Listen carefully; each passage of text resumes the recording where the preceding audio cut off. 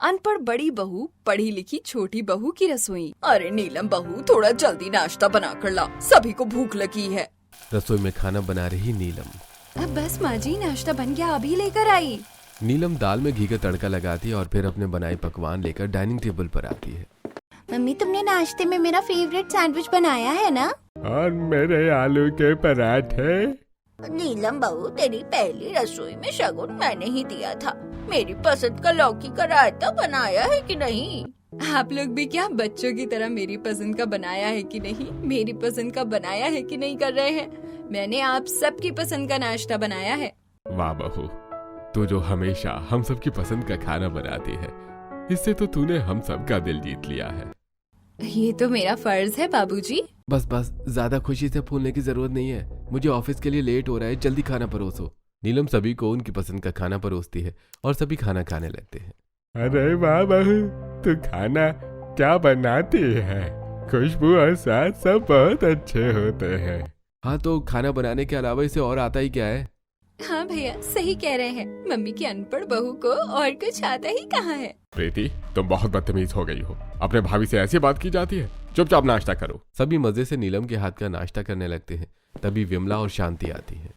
अरे शांति और विमला बहन, आप सही समय पर आई हैं। आइए नाश्ता करने बैठ जाइए। मेरी बड़ी बहू ने स्वादिष्ट पकवान बनाए हैं।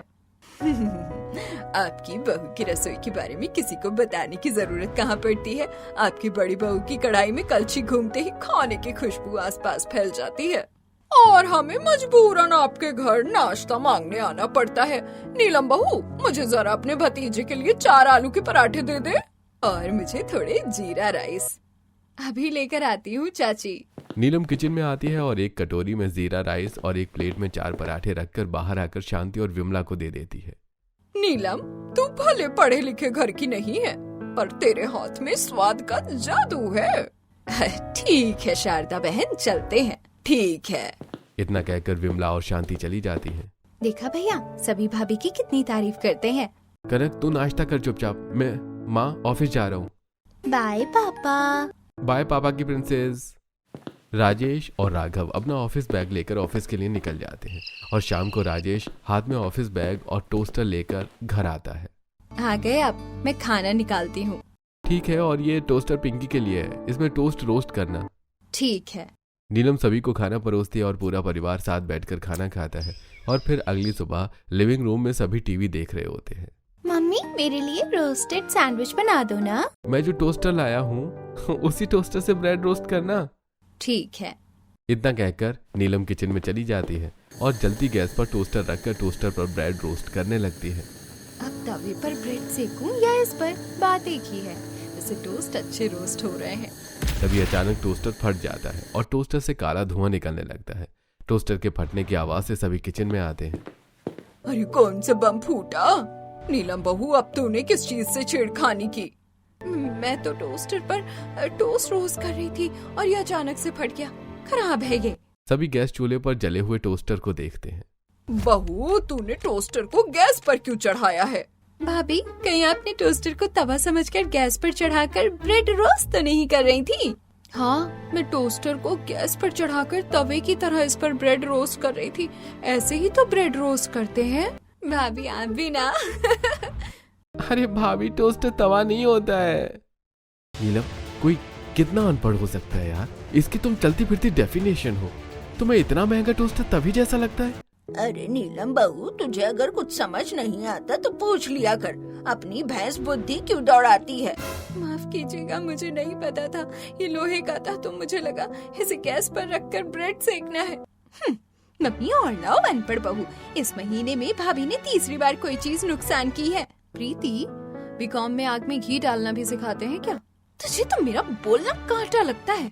अरे चुप हो जाओ सब। नीलम बहू, रो मत। अरे कोई बात नहीं है।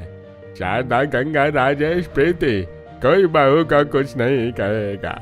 मम्मी, जल्दी मेरी सैंडविच दो ना मम्मी। हाँ बेटी, 2 मिनट बाहर इंतजार कर, मैं सैंडविच लेकर आती हूँ। भैया, आज आप नया टोस्टर लेते आना, मैं भाभी को टोस्टर चलाना सिखा दूंगी। नहीं, इसे कुछ सीखने की जरूरत नहीं है। महीने में 1-2 बार कुछ न कुछ नुकसान कर ही देती है। कहाँ जा रहा है बेटा? नाश्ता तो करता जा। मुझे भूख नहीं है, मैं ऑफिस जा रहा हूँ। इतना कहकर राजेश ऑफिस चला जाता है। नीलम तवे पर ब्रेड रोस्ट करके सैंडविच बनाती है और सभी के लिए उनकी मनपसंद नाश्ता बनाती है। ऐसे दिन बीतते हैं और एक रात राघव अपने कमरे में किसी से बात कर रहा होता है। अरे मेरी तो हंसी नहीं रुक रही थी जब मैंने सुना भाभी ने टोस्टर को तवा समझा। वैसे तुम्हारी भाभी है तो कमाल की, पर तुम्हें उनका मजाक नहीं उड़ाना चाहिए। अरे मैं भाभी का मजाक नहीं उड़ा रहा हूँ भाई। तभी हाथ में दूध का गिलास लिए नीलम राघव के कमरे में आती है। देवर जी, आप किससे मेरी बातें कर रहे हैं? नहीं भाभी, मैं किसी से बात नहीं कर रहा हूँ। नहीं देवर जी, मैंने सुना आप किसी से बात कर रहे थे। आपने मेरे लिए देवरानी ढूंढ लिया ना? बताइए बताइए। भाभी, आप दूध का गिलास पिंकी के लिए लाई है ना, तो जल्दी लेकर जाइए ना, उसे दीजिए वरना दूध ठंडा हो जाएगा। अरे हाँ, मैं तो भूल ही गई थी। इतना कहकर नीलम चली जाती है और फिर अगले दिन राघव हॉस्पिटल आया होता है। माना, तुम एक बहुत अच्छी डाइटिशियन हो, इसका मतलब ये थोड़े सभी को अस्पताल लेकर आओगी। सभी को नहीं, अपनी पड़ोसन आंटी को लेकर आई हूँ। उनके बेटे बहू यहाँ नहीं है ना। ओके डाइटिशियन जी। ठीक है, शाम को मिलते हैं। निधि और राघव की बात करते हुए निधि की पड़ोसन देख लेती है और फिर घर पहुंचकर निधि की पड़ोसन राधिका हेमंत के घर आती है। कमला बहन, मेरी बेटी ने सही से डॉक्टर को तो दिखा दिया ना? हाँ, डॉक्टर तो सही से दिखा दिया और अपने बॉयफ्रेंड से भी मिलवा दिया। कमला बहन, ये कैसी बातें कर रही है? मैं सच कह रही हूँ, मैंने निधि को एक लड़के से बात करते हुए सुना। ठीक है कमला बहन, हम निधि से बात करते हैं। इतना कहकर कमला चली जाती है और रात को पूरा परिवार खाना खा रहा होता है। मम्मी, आज फिर दीदी का डाइटिशियन वाला खाना। रिंकी, तेरे लिए ये खाना बेस्ट है। निधि, आज कमला आंटी बता रही थी तुम हॉस्पिटल में किसी लड़के से बात कर रही थी। कौन है वो लड़का? बेटी, अगर कुछ बात है तो बिना घबराए बता दी। हाँ मम्मी पापा, लड़के का नाम राघव है, मुझे वो पसंद है। बेटी, तो तुमने हमें बताया क्यों नहीं? बेटी, इस तरह किसी लड़के के साथ घूमना सही नहीं है। अगर तुम दोनों एक दूसरे से प्यार करते हो तो शादी कर लो। आप दोनों हमारी शादी के लिए तैयार हैं? हाँ, क्योंकि हमारी बेटी पढ़ी लिखी है और इतनी समझदार है कि अपने लिए सही जीवन साथी चुन सके। बेटी, तू राघव को सारी बातें बता दे और उसे कह हमारे घर तेरा रिश्ता मांगने आए। Okay mummy papa. पूरा परिवार फिर खाना खाता है और खाना खाकर निधि अपने कमरे में चली जाती है और राघव को फोन करती है। हाँ निधि डार्लिंग।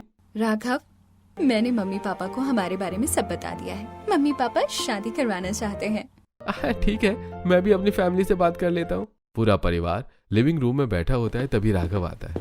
पापा मम्मी, मुझे आप लोगों से कुछ बात करनी है। बोलो। मम्मी पापा, मुझे एक लड़की पसंद है, हम दोनों शादी करना चाहते हैं। देवर जी, ये वही फोन वाली लड़की है ना? हाँ भाभी, उसका नाम निधि है, प्राइवेट डाइटिशियन है।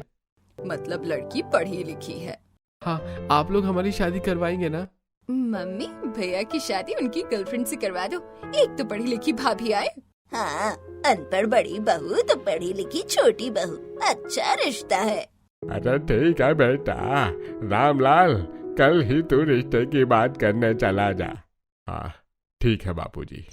अगले दिन राघव अपने माता पिता, दादी और बहन के साथ निधि के घर रिश्ते की बात करने आता है। हमारी बेटी पढ़ी लिखी है, हमें उसकी पसंद पर पूरा भरोसा है। देखिए, रिश्ता तो हमें भी मंजूर, पर एक बार अपनी बेटी को तो बुलाइए।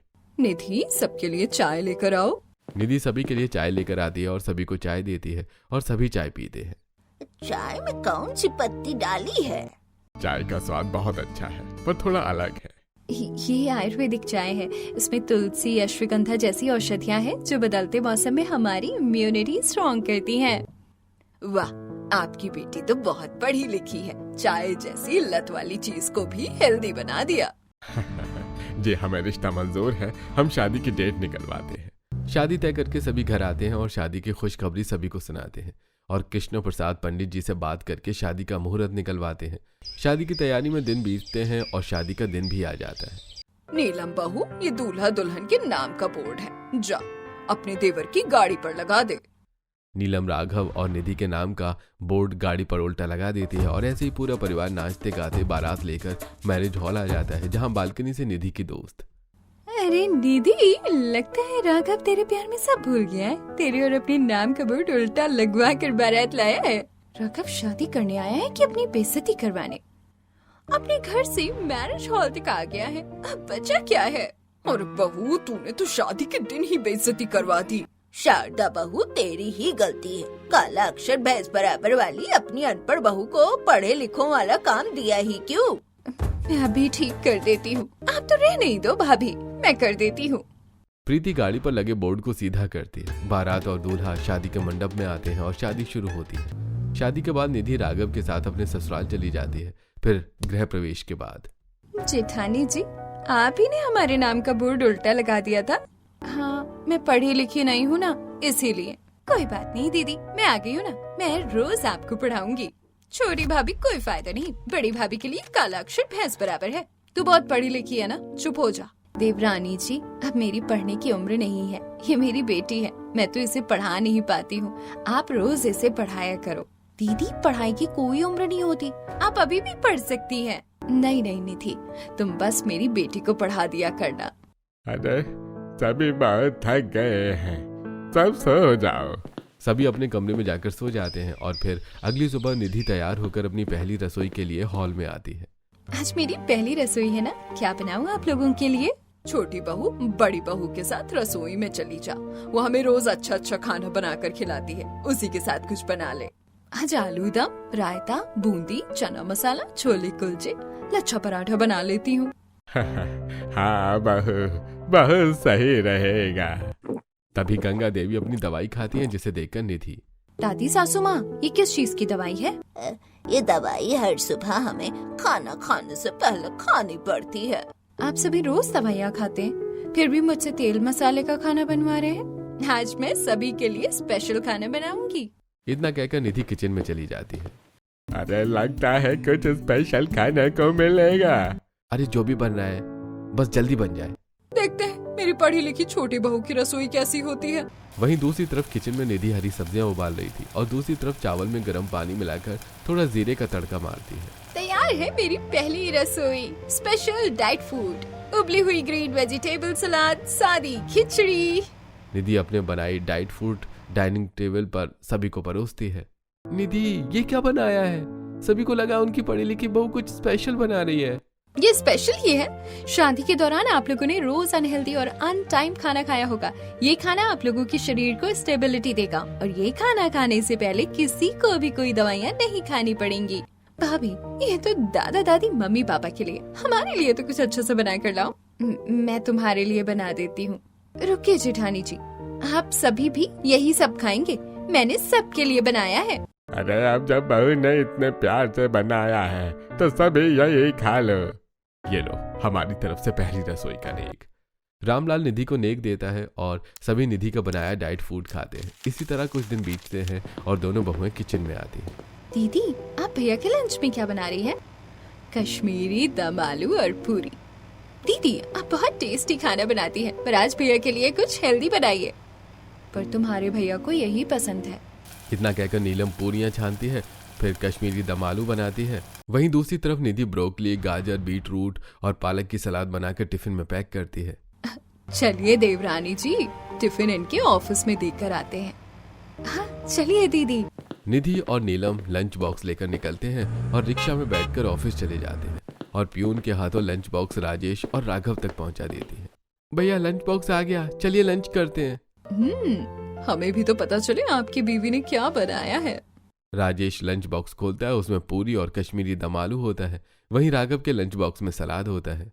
अरे राघव, तू बकरी है, कभी बताया नहीं। Enjoy your diet food. भैया एक पूरी मुझे भी दीजिए ना। तू अपनी बीवी का डाइट फूड खा। राजेश मजे से पूरी और कश्मीरी आलू दम खाता है, वहीं राघव सलाद खाता है। ऐसे समय बीतता है और शाम को दोनों भाई ऑफिस से घर आते हैं। आज रात आपके लिए खाने में क्या बनाऊं? मैं खाना नहीं खा पाऊंगा, तुम्हारे दिए लंच बॉक्स का खाना ही अभी तक हजम नहीं हुआ है। मैंने तो लंच में सलाद खाया था, पूरा दिन पेट भरा हुआ था और फोकस भी सही था और अभी अच्छी खासी भूख भी लग रही है। मैं तो खाना खाऊंगा। यही तो एक हफ्ते से मैं समझा रही हूँ आप लोगों को कि आप लोगों को हेल्दी खाने की जरूरत है। हाँ, मुझे भी थोड़ी सी बदहजमी रहती है तेल मसाले वाला खाना खाकर। हाँ, मुझे भी दवाई खानी पड़ती है। आप लोगों को कोई दवाई नहीं खानी पड़ेगी, बस मैं जो डाइट बनाती हूँ उसे आप फॉलो कीजिए। अरे ठीक है, तो आज से हम लोग ज्यादा तेल मसाले वाला खाना नहीं खाएंगे। निधि किचन में आती है और दलिया, हरी सब्जियां और मल्टीग्रेन ओट्स बनाती है। फिर सभी को डाइनिंग टेबल पर परोसती है और सभी डाइट फूड खाते हैं। फिर अगले दिन सुबह सुबह कसरत करने निधि, कृष्ण प्रसाद, गंगा देवी, रामलाल और शारदा को लेकर पार्क आ जाती है। आप लोग देखिए, थोड़ी दूर खड़े हो जाइए और सभी झुककर अपने पाँव की उंगलियों को छुएं, ऐसे, ठीक है? छोटी बहू, अगर तुझे मेरी प्रॉपर्टी चाहिए तो बोल, क्यों मेरी हड्डी तोड़वाना चाहती है? अरे पढ़ी लिखी बहू हमसे सीढ़ियाँ चढ़ी नहीं जाती और तू हमें यहाँ दौड़ाने लाई है। बहू, मेरी तो अभी से घुटने कांप रहे हैं। और बहू, क्या पापा जी, आपके भी कंधे में दर्द हो रहा होगा। अरे इसीलिए तो आप लोगों को मैं एक्सरसाइज करवाने लाई हूँ। आप लोग थोड़ा थोड़ा स्टार्ट कीजिए, धीरे धीरे सब दर्द गायब हो जाएगा। रुकिए, मैं आपकी मदद करती हूँ। निधि गंगा देवी और शारदा को झुककर अपने पांव छूने में मदद करती हैं। रामलाल और कृष्ण प्रसाद को दंड बैठक करवाती हैं। बहुत बढ़िया। अब कैसा लग रहा है? अरे हल्का दर्द है पर अच्छा लग रहा है। वॉक करके घर चलेंगे तो वो भी ठीक हो जाएगा। सभी निधि के साथ वॉक करते हुए घर आते हैं और पसीना पोंछते हुए अपने गार्डन में बैठ जाते हैं। कैसा लग रहा है आप लोगों को कसरत करके? आज तो मजा आ गया कसरत करके। अरे बचपन जैसी फुर्ती महसूस हो रही है। सुबह सुबह की खट्टी डकार भी नहीं आ रही। थैंक यू मेरी पढ़ी लिखी छोटी बहू। मैं डिटॉक्स वाटर बना कर लाती हूँ, अच्छा लगेगा। नीलम निधि के साथ हॉल में चली आती है। देवरानी जी, अभी आपने क्या बनाने की बात की? डिटॉक्स वाटर दीदी, मैंने किचन में एक बोतल रखी है, उसमें से 1 चम्मच 1 ग्लास पानी में मिला देने से डिटॉक्स वाटर बन जाता है। ये मैं बना लूंगी। तुम्हें बहुत पसीना हुआ है, तुम कमरे में जाकर नहा लो। ओके दीदी। निधि अपने बाथरूम में नहाने चली आती है। वहीं नीलम किचन में। निधि ने कहा तो 1 बोतल है, यही बोतल होगी, 4 ग्लास बना देती हूँ। नीलम लिक्विड डिटर्जेंट की बोतल से 1 चम्मच लिक्विड डिटर्जेंट ग्लासों में मिक्स कर देती है और ग्लास लेकर गार्डन में आती है। ये लीजिए निधि की बताई हुई पानी। इसमें झाग क्यों है? शुरू से है, ऐसा ही होता होगा। पीकर देखते हैं ये पानी कैसा है। सभी पहला घूंट पीते ही पानी थूक देते हैं। ये क्या है बहू? ये तो सरफ का पानी है। मैंने तो वही किया जो निधि ने बताया था। तभी निधि आती है और कुछ पड़ोसन कहती हैं। पढ़ी लिखी बहू अपने सास ससुर के शरीर को अंदर से सर्फ लगाकर साफ करेगी क्या? दीदी, आपने इसमें मेरी बोतल की जगह किसी दूसरी बोतल से कुछ मिला दिया है। चलिए मुझे दिखाइए आपने क्या मिलाया। सभी किचन में आते हैं और नीलम सभी को बोतल दिखाती है। अरे मेरी अनपढ़ बहू, ये लिक्विड डिटर्जेंट है। कल वॉशिंग मशीन आने वाली है इसलिए खरीदा है। डिटॉक्स वाटर की जगह डिटर्जेंट वाटर, ऐसे बड़ी भाभी कर सकती हैं। सभी नीलम का मजाक उड़ाने लगते हैं और निधि सभी को डिटॉक्स वाटर बनाकर देती है। ऐसे कुछ दिन बीतते हैं और घर में वॉशिंग मशीन आ जाती है। चलो अच्छा हुआ, अब पसीने वाले कपड़े वॉशिंग मशीन में धोऊंगी। निधि अपने कुछ कपड़े वॉशिंग मशीन में डालकर वॉशिंग मशीन चालू कर देती है। तभी छत से शारदा। निधि बहू, जरा ऊपर आना, पापड़ पलटने हैं। निधि छत पर आती है और शारदा के साथ पापड़ पलटने लगती है। वहीं वॉशिंग मशीन की डायल की आवाज सुनकर, अरे ये मशीन आवाज क्यों कर रही है? कंपनी ने हमें टूटा हुआ मशीन दिया है। अभी फोन करके शिकायत करती हूँ। अरे देखिए, आप नाराज मत होइए, मैं अपना मिस्त्री भेजता हूँ। जल्दी भेजिए। थोड़ी देर में मिस्त्री आ जाता है और नीलम सभी को बताती है कि वॉशिंग मशीन खराब है। भाभी, मशीन परफेक्ट है। मशीन खराब है आपकी, मशीन से आवाज आ रही थी। अरे पर अभी तो कोई आवाज नहीं आ रही है। कैसी आवाज आ रही है? चिक चिक चिक चिक, ऐसी। अरे ये तो टाइमर की आवाज है। मशीन ठीक है। ठीक है, तुम जाओ। तुम अपनी अनपढ़ वाली हरकत बंद करोगी कि नहीं? आज एक बार फिर तुमने हमारी बेइज्जती करवा दी। दीदी को ऐसे मत डांटिए, भाभी ने तो हमारी बेइज्जती करने की गारंटी ली है। मुझे माफ कर दीजिए, मुझे नहीं पता था। अरे खाना बनाने के अलावा और कुछ भी सीख ले। अरे अच्छा चलो, हटाओ जाने दो। छोटे बहू, अपने जेठानी को वॉशिंग मशीन चलाना सिखा दो। हमेशा की तरह सभी नीलम का मजाक उड़ाकर चले जाते हैं। इसी तरह 1 महीना पूरा होता है। नीलम राशन का सामान और कुछ सब्जियां लेकर घर आती है। भाभी, हम लोग 1 महीने से डाइट फॉलो कर रहे हैं, फायदा भी हुआ है, पर आज पकौड़े खाने का मन कर रहा है। नहीं, not good for health. Please भाभी। अरे बहू, 1 महीने में 1 बार तो पकौड़े खा ही सकते हैं। अच्छा ठीक है, पर 2 से ज्यादा कोई नहीं खाएगा। नीलम बहू, आज तेरा दिन है, अपने हाथों का जादू दिखा दे। जी माँ जी। नीलम किचन में आती है, राशन के सामान से पीले पैकेजिंग का फेस पैक पाउडर निकालती है। पीला पैकेट, यही बेसन है। मैं पढ़ी लिखी नहीं हूँ तो क्या हुआ, पैकेट देखकर चीज पहचान जाती हूँ। इसे घोलकर पकौड़े बनाती हूँ, सब प्लेट चाट जाएंगे। नीलम फेस पैक पाउडर को बेसन में समझकर घोलती है और बैंगन, आलू, प्याज, गोभी काटकर घोल में मिलाकर पकौड़े बनाती है और बालकनी में सभी को चाय पकौड़े देती है। आज तो चाय पीने का मजा आ जाएगा। अरे बहुत दिनों बाद पकौड़े खाऊंगा। देवरानी जी आप भी लीजिए। नहीं दीदी, मैं ये सब नहीं खाती हूँ। चाची के हिस्से का मैं खा लूंगी। सभी एक साथ पकौड़े खाते हैं और सबका मुंह बन जाता है। ये कैसे पकौड़े हैं? बहू, इस बार कौन सा सर्फ साबुन मिलाया है इसमें? मैंने तो बेसन, आलू, गोभी के पकौड़े बनाए हैं। तभी निधि एक पकौड़ा उठाकर टेस्ट करती है। दीदी, आपने फेस पैक में पकौड़े तले हैं। फेस पैक आप सभी के लिए लेकर आई थी। मम्मी की अनपढ़ बहू को एक ही चीज आती है, खाना बनाना। अब वो भी भूल गई। मम्मी! बहू, अब तो तू रसोई के काबिल भी नहीं रही। जा, अब बेसन के पकौड़े तल कर ला। नीलम रोते हुए किचन में आ जाती है और बेसन के पकौड़े तलती है। ऐसे ही आए दिन कभी फ्रिज नहीं चल पाने, कभी वॉशिंग मशीन न चल पाने, तो कभी राशन की दुकान पर नीलम की बेइज्जती होती रहती है, जिससे नीलम बहुत टूट जाती है। तभी एक रात नीलम के कमरे में निधि रिंकी का प्रोजेक्ट बना रही होती है। चाची आप बहुत अच्छी हो, मम्मी तो प्रोजेक्ट नहीं बना पाती। Rinki, bad manners. सही तो कह रही है रिंकी, मुझे अनपढ़ को प्रोजेक्ट क्या होता है ये भी नहीं पता। तभी राजेश आता है। आज तुमने समझदारी की बात की। और सुनो, ये मेरी फाइल है, कल मुझे दे देना। राजेश को नीलम का मजाक उड़ाते देखकर निधि कमरे से चली जाती है। सभी सो जाते हैं और फिर अगले दिन दरवाजे पर, नीलम मेरी फाइल दे दो। हाँ अभी लाई। नीलम कमरे में आती है और सामने रखी फाइल राजेश के ऑफिस बैग में रखकर राजेश को दे देती है और राजेश अपनी ऑफिस प्रेजेंटेशन देने आ जाता है। स्टार्ट कीजिए।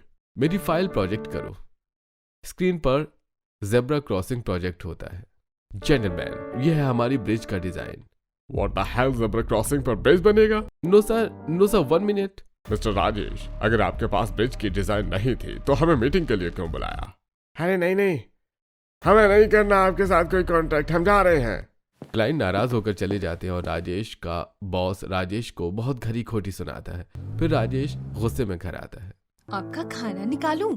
मुझे ऑफिस से निकलवा दिया, ये कम है क्या? मैंने क्या किया? क्या हुआ बेटा? आपकी अनपढ़ बड़ी बहू ने सुबह मुझे रिंकी की प्रोजेक्ट फाइल दे दी थी। क्लाइंट ब्रिज की जगह ज़ेब्रा क्रॉसिंग देखकर नाराज हो गए। पापा, आप मेरा प्रोजेक्ट लेकर क्यों चले गए थे? टीचर ने मुझे बहुत डांटा। ये लीजिए आपकी फाइल, मेरा प्रोजेक्ट दीजिए। बेटी, मैं नहीं लेकर गया था, तेरी अनपढ़ माँ ने दिया था। भैया, भाभी माँ है रिंकी की। रिंकी तू अपने कमरे में जा। क्यों जाएगी रिंकी कमरे में? मैं भी तो पूरे ऑफिस के सामने बेइज्जत होकर आ रहा हूँ। मुझे माफ कर दीजिए, मुझसे गलती हो गई। अजी, ये तो तुम्हारा हमेशा का है, कुछ भी करके गलती हो गई। जेठ जी, भाभी रोने लगी है। ये अनपढ़ रोने के लायक ही है, सारी गलती इसी से होती है। मुझे माफ कर दीजिए, अब से मैं कोई गलती नहीं करूंगी, सब चीज पूछ कर करूंगी। हाँ, अब एक असिस्टेंट रखेंगे तुम्हारे लिए। इसने अपनी हरकतें नहीं सुधारी तो मैं इसे डिवोर्स दे दूंगा।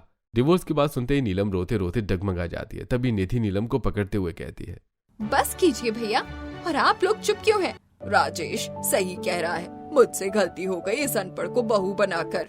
बस बहुत हुआ, कब से दीदी को अनपढ़ अनपढ़ कह रहे हैं। अगर भैया आप इतने ही पढ़े लिखे हैं तो बिना चेक किए फाइल प्रोजेक्ट कैसे करवा दी? और जिसने प्रोजेक्ट की, क्या उसने भी नहीं देखा कि फाइल स्कूल की है? भाभी भी तो देखकर दे सकती थी। दीदी तो सभी काम देखकर ही करती है। भैया, कल आपने फाइल कहाँ रखी थी? रिंकी की स्टडी टेबल पर। दीदी सभी चीज जगह पर रखती हैं ताकि वो सही चीज उठा सके, पर भैया ने कल फाइल रिंकी के स्टडी टेबल पर रखी थी। इसमें भाभी की गलती कैसे हुई? हाँ भैया, इसमें तो आपकी गलती है। और आप लोग जो दीदी को अनपढ़ कह रहे हैं, क्या आप लोगों को कार्ब्स कैलकुलेट करना आता है? हमने ये सब पढ़ा है जो हमें आएगा। एग्जैक्टली, ऐसे ही दीदी ने भी पढ़ाई नहीं की है। जो काम किसी को आता ही नहीं है वो कैसे करेगा? गलती भैया और प्रोजेक्टर वाले की है। मुझे माफ कर दो, मैं हमेशा तुम्हारा मजाक उड़ाता रहा, कभी तुम्हें नहीं समझा। बहू, मुझे भी माफ कर दो, मैंने तो जानबूझकर कहा। बड़ी बहू, मुझे भी। नहीं दादी सासू माँ, आप लोगों को मुझसे माफी मांगने की कोई जरूरत नहीं। आप लोगों ने भी कई बार मुझे पढ़ने के लिए कहा, पर मैं नहीं पढ़ना चाहती थी। भाभी, मुझसे भी गलती हुई है, आज से मैं आपको पढ़ाऊंगी, मुझे भी माफ कर दीजिए।